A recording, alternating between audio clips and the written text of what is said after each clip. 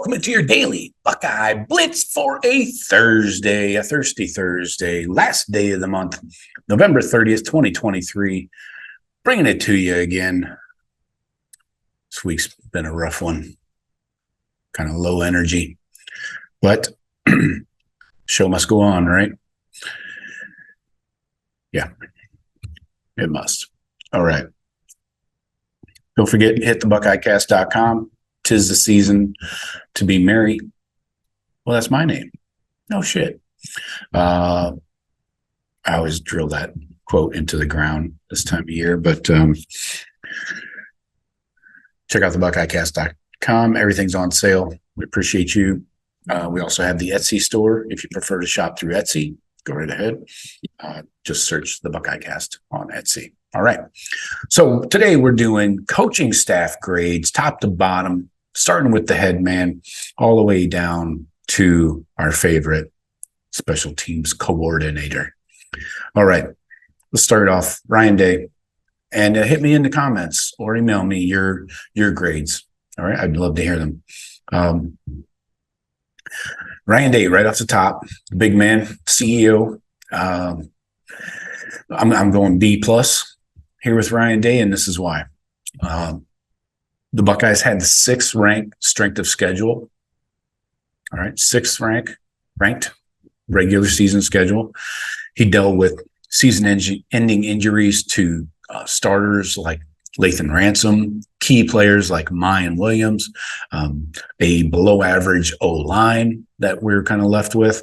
Now, I hear you. You'll say, well, they could have gone in the portal. Yes, they could have. They tried. Maybe not as aggressively as they should. It was not a great portal class for the O-line. But on top of having an below-average O-line, you got an inconsistent Kyle McCord. You got some of his game management issues I call to question, especially the end of the first half against Maryland, where he almost got Kyle's leg snapped in half.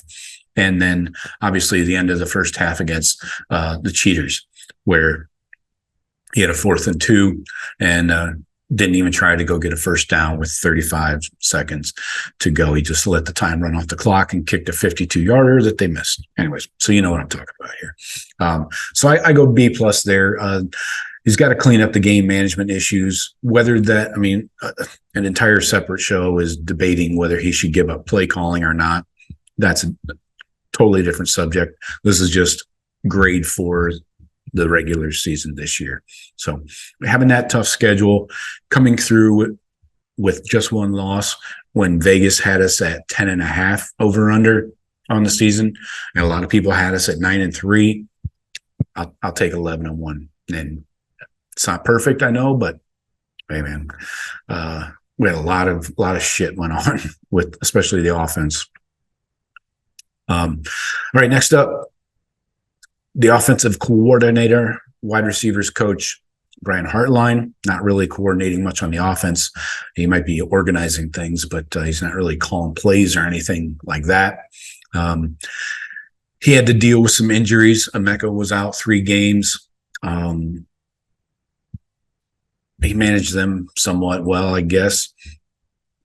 A couple negative things for me.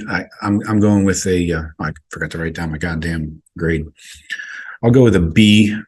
I know everybody loves Brian Hartline for his recruiting chops and stuff like that. And I question some of his receivers and their improvements. Have they really gotten better? Like 16 drops this year as a receiver group. That's way too many.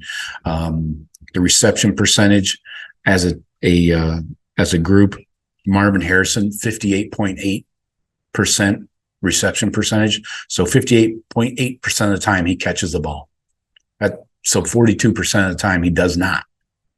That's not acceptable. Who else? Emeka, 67% of the time he catches the ball. You can't put it all on the quarterback, a third of the time. Also, run blocking grades. Those aren't great. You got Fleming, led the way for the receivers. He's a 70.9. But then way down here is Marvin Harrison, a 63.7. Who else? Yeah. Emeka is way, way down here. Yeah, he's a 51.8. Part of playing receiver is being able to block on the perimeter and downfield. And I don't think he's developed that well enough. And then you could talk about the 2022 wide receiver class. They have not developed. Two of them disappeared. And Keon Grays, I think, might have an injury and be out the year. And then Kojo Antwi, I haven't even seen him on the field. Has he played? I don't know. So, yeah, just a B. Most of that is on the recruiting side of it. So let's go to quarterbacks. Coach Corey Dennis. He helps with recruiting quarterbacks. What else? I don't know what else he does. He sits up in the booth during games. I know that. I don't know. Maybe he gives Ryan a little bit of feedback during the game, like Kyle's not setting his feet or something. You know, I can see that on TV. But anyways, I don't know what Corey Dennis does for the team. Anyway, moving on. So I can't really give him a grade. I'll give him a C, I guess, just because I could go incomplete, but C. Just he's there, he cashes a check. Justin Fry, offensive line coach, up next. I'm going to go with a B minus here. The minus is because of the recruiting misses that we've had, especially on some of these high-end tackles that we needed to get in this cycle. We didn't get any of them. And now he did bring in Josh Simmons from San Diego State in the offseason. He had a previous relationship with him, so it's not like that was a heavy recruiting win. And he actually developed Josh really well over the season. You remember Simmons was probably one of the weakest links on the O-line to start the season, but he really cleaned it up, got rid of those penalties. I think he went the last 4 games without a penalty, and really cut back on the pressures and assignment issues. So I wanted to double check his blocking grades. Pressures allowed. Yeah, he allowed 13 pressures on the year. That's only 1 per game. I can accept that. Hinsman allowed 17, Fryer 13. So where you give Justin Fry props for developing Simmons, you got to take some away because he did not develop Hinsman. Now, Hinsman's a younger guy, just a second-year guy, but still, he was bad, and he seemed to not get better throughout the year. He seemed to get worse, actually. His pass blocking grade on the year was a 41. Run blocking was a 55.8. That's horrific for a center in the Big Ten and at Ohio State. So, Donovan Jackson, a strong pass blocking year, 72.7, but only a 66.6. Oh, that's bad luck. And we saw it on the field. He only allowed 10 pressures, though. Matt Jones only allowed 4 pressures. Fryer, 13 pressures again. But and sacks, Fryer was the weakest link there. 5 sacks to go along with 13 pressures. So definitely going to have to hop in the portal and look for somebody there.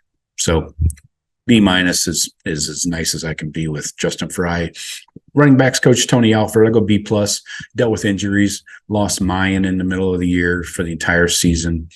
Trey was out for 4 games, I believe, but he had a strong finish. Finished with 95 yards per game. That's 24th in the country, even after missing the 4 games. But in pass protection, the running backs are not great. You're not going to have great pass protection from running backs typically, but they got to be better than this.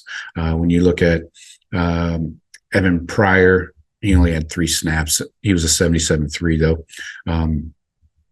But Trey was way down here, 64.9. He allowed 2 pressures.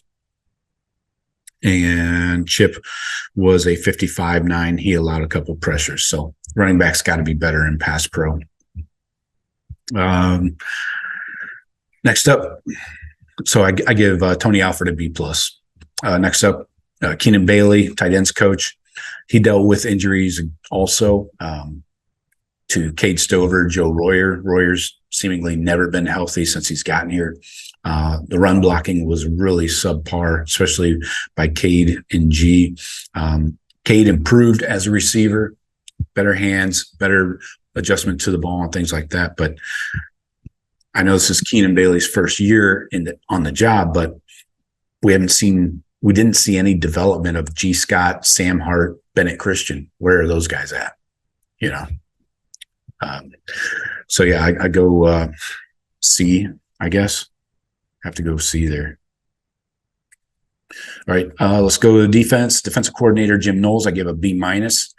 The Buckeyes flipped their ranking in the national picture defensively. They're 8th in the country on third down conversions, 2nd in scoring defense, 3rd in yards allowed, 22nd in rushing, and 1st against the pass. Much better in all those categories. Top 5 almost in all of them. But on the flip side, 86th in the country, again, with TFLs, tackles for loss, 86th in the country, 94th in the country in sacks, 107th in INTs, and 106th in fumble recoveries. Those lines are really bad. I understand you're trying to change the defense from more of an aggressive, blitz heavy to a bend but don't break.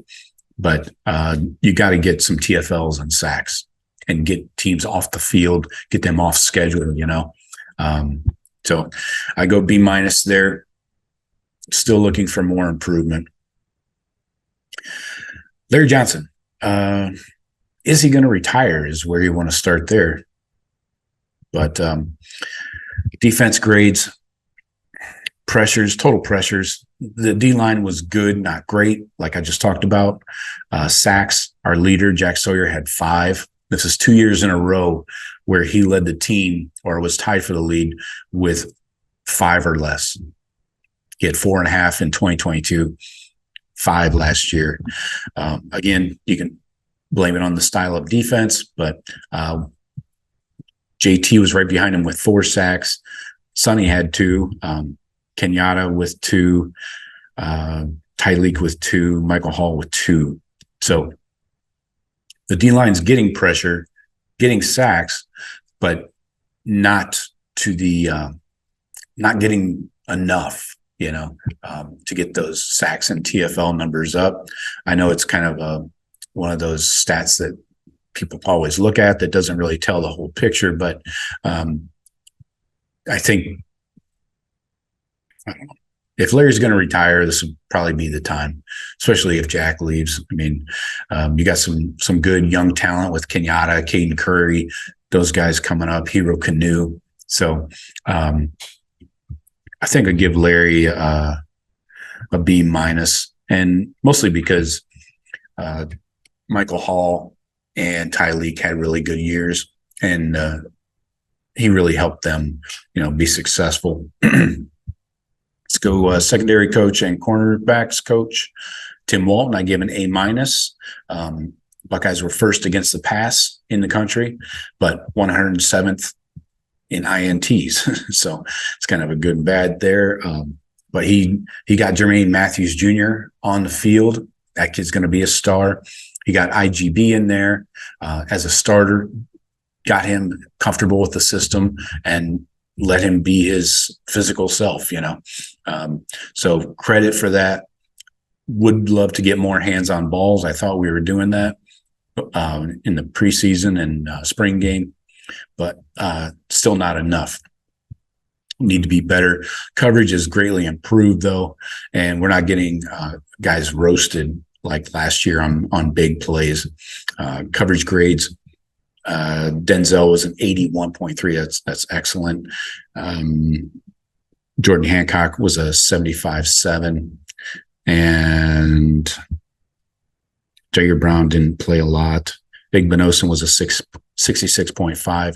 So need to improve him there, but his first year with the team, I could see some improvement. Safeties coach Perry Eliano, I go A- here too. He had to deal with the Lathan Ransom injury, put him out the entire season, but we saw improvement from Sonny and playing that bandit role and moving around a lot. He really showed his value. I think you got to credit Eliano with resurrecting Josh Proctor and making a starter out of him when in the beginning of the season we weren't sure what we were going to get out of it. I would say that Malik Hartford needs time and reps before he's ready for big time play. And what's going on with Jihad Carter? We saw him in maybe a handful of snaps throughout the year, but it seems like he should have been in there instead of Malik Hartford in that Michigan game, the one snap. Yeah. So good and bad, but all in all, I think Eliano really improved overall the safety room this year. That's why I give him an A-. Finishing up, Parker Fleming, D-. This guy has not pulled his weight. We saw Jesse Mirko actually regress, get worse over the season. I don't want to hear about wind or anything like that. He also had to deal with some bad snaps, things like that, penalties on special teams, not getting lined up properly. Attention to detail is what it all comes down to with these special teams issues, and missing field goals, stuff like that. It all comes back to Parker Fleming. And I don't know. I think we're all in the same boat here. He does have to be removed, right? Pay the rest of his contract or whatever. I don't care. But it's only like $500,000. I think we can find that in the couch cushions. So those are my grades.